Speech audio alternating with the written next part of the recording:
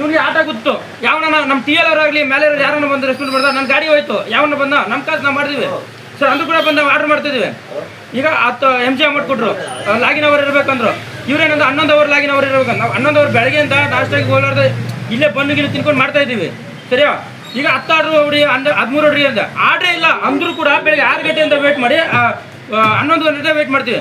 ಒಂದೊಂದ್ಸಲ 11:15 ನಾವು ಚಿನ್ನಪ್ಪನಹಳ್ಳಿ 4 ಕಿಲೋಮೀಟರ್ ಇದೆ. ಆ ಸುಳ್ಳ ಮಕ್ಕಳು ಕಸ್ಟಮರು ಫೋನ್ ಇದು ಮಾಡ್ತಾರೆ, ಬೇಡ ನನಗೆ ನಾನು ಹಾಕಿದ್ದೆ 8 ಗಂಟೆಗೆ ಹಾಕಿದ್ದೀನಿ 9 ಗಂಟೆಗೆ ಇದೆ ಅಂತಾರೆ. ನಾವು ರೋಡಲ್ಲಿ ಜಾಮ್ ಇದ್ರು ಕೂಡ ಹೋಗಿ ಅವ್ರ ಹತ್ರ ಬೈಸ್ಕೊಂಡು ರಿಕ್ವೆಸ್ಟ್ ಮಾಡಿ ಆರ್ಡರ್ ಕೊಡ್ತೀವಿ. ಕ್ಯಾನ್ಸಲ್ ಆದರೆ ನಾವು ಅಲ್ಲಿಂದ ಬಂದ್ರು ಕೂಡ ನಮ್ಗೆ ₹1 ಸಿಗಲ್ಲ. ಇದು ಡೈಲಿ ಒಂದಲ್ಲ ಒಂದು ಆರ್ಡರ್ ಕ್ಯಾನ್ಸಲ್ ಆಗಿ ಆಗುತ್ತೆ. ನಿಮ್ಗೆ ಆರ್ಡರ್ ಕೆಟ್ಟಾಗಿದೆ, ಅದು ಇದೆ ಇದಿದೆ ಅಂತ ಏನೋ ಒಂದು ಹೇಳ್ತಾರೆ. ಅಷ್ಟು ದೂರ ಸರಿ ನಮ್ಮ ಟಿ ಎಲ್ ಹತ್ರ ಅವ್ರ ಅಣ್ಣ ತಮ್ಮಂತರ ಅಂದ್ಬಿಟ್ಟು ಅವ್ರ ಮಾತಿಗೆ ರೆಸ್ಪೆಕ್ಟ್ ಬಿಟ್ಟು ನಾವು ವಿದ್ಯುತ್ ಹೊಡಿಲಾರ್ದಾನೆ ಕ್ಯಾನ್ಸಲ್ ಮಾಡ್ಕೊಂಡು ಬರ್ತೀವಿ. ಹೇಳಿದ್ರೆ ಸರಿಯಪ್ಪ ಆಯ್ತು ಬಿಡು ಅಂತಾರೆ. ಇವ್ರು ಅಂತಾರೆ ಒಂದೇ ನೋಡ್ಕೊಂಡು ಮೇಲೆ ಆಗ್ತೀನಿ ಅಂತ. ಈಗ MG ಅಮೌಂಟು ಹೋದ ವಾರ 2 ವಾರ ಆಯ್ತಾನ, ಫಸ್ಟ್ ವಾರದಲ್ಲಿ ಬರೀ ₹1,800 ಬಂದಿದೆ ನಮಗೆ.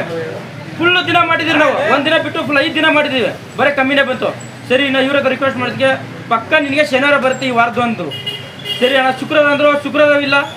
ರಾತ್ರಿ 1 ಗಂಟೆ ವೇಟ್ ಮಾಡಿ ಗ್ರೂಪಲ್ಲಿ ಆಗ್ತಿದ್ದೀನಿ ಮೆಸೇಜ್. ಒಬ್ಬರು ಟಿ ಎಲ್ ಅವರು ಕೂಡ ನಮ್ಗೆ ರೆಸ್ಪೆಕ್ಟ್ ಮಾಡ್ತಾ ಇಲ್ಲ.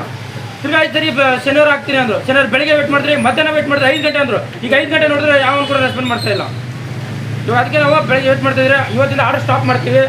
ಬೆಳಗ್ಗೆ 10 ಗಂಟೆ ಕ್ಲಿಯರ್ ಆಗಿಲ್ಲ ಅಂದರೆ ನಾವು ಕಂಪ್ಲೇಂಟ್ ಮಾಡ್ತೀವಿ ಅಷ್ಟೇ.